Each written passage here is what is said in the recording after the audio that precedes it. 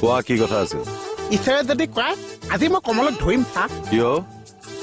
বহুত দিনৰ মূৰত মই বোলো আপোনাক চাহ একাপ খুৱাম, বাচিলে গোটেই মুখাকে খুৱাম। সেইটো ডিচিমচন লৈ মই চেনি এসোপা কিনিয়ে পেলালো চাহ।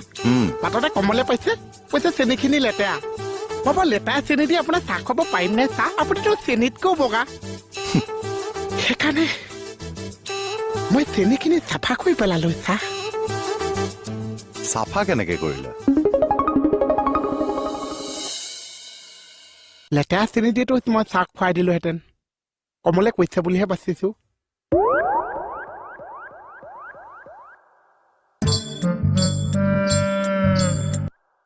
চাফাও হ'ব যেন, বগাও হৈছে যেন।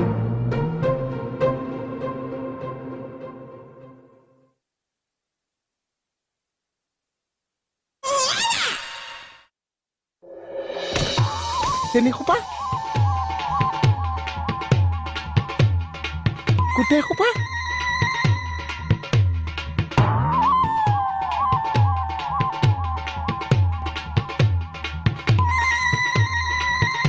ইমান সোপা চেনি একণ চেনি আছেগে।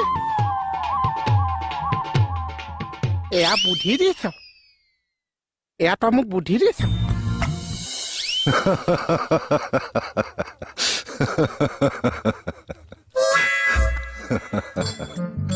না না না না না, এইটো হাঁহা কথা নাছিলেই চা।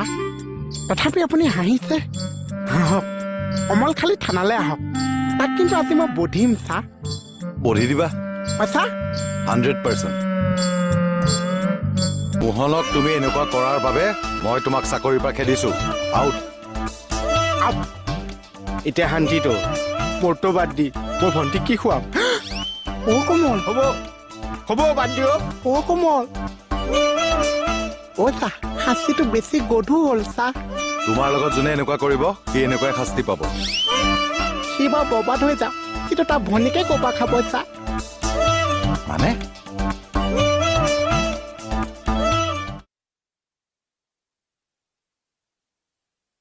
ছাৰ কেছ চল্ভ হ'ল নে?